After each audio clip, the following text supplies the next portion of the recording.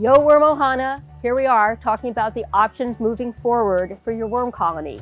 Now, here's a box bin, same one you've been working in, and your option number 2 is to do another batch in your box bin. You're going to harvest and rebed your box bin up on a couple of bricks, still working well, hasn't fallen apart yet.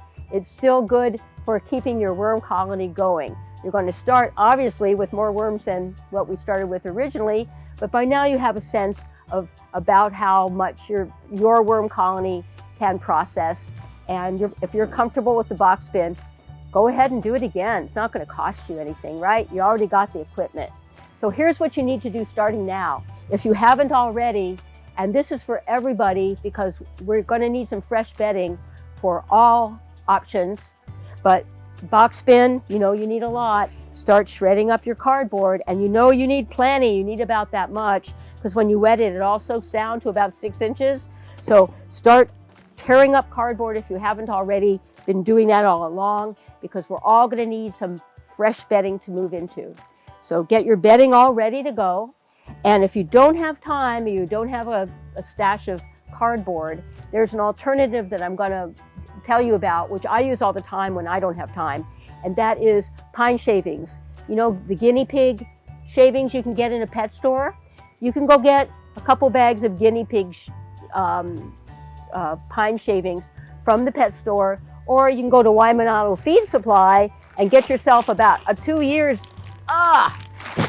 supply of triple screen shavings. It's just plain old pine shavings, but they sell it in this big thing. What is this? I don't know. It's 7.5 cubic feet. It's a whole lot. It'll last you for a long time, and it's pine shavings. It makes a great bedding. The worms are very comfortable in it. They settle right down. You don't have hours of tearing up cardboard. And this big one will cost you 14 bucks, okay? So it'll last you for a long time. I do recommend you wet this a couple weeks before you rebed, because it'll heat up quite a bit when it first gets wet and you want it to go through that heat stage. So either your cardboard bedding or pine shavings from the pet store or Windward Feed Supply, moisten first, and you'll be all prepared to do your rebed right back in to your old box bin as soon as the harvest is complete. So you'll have those supplies on hand, because you'll have that big ball of worms, and they're going to want to move into fresh bedding that day. So get prepared with your bedding.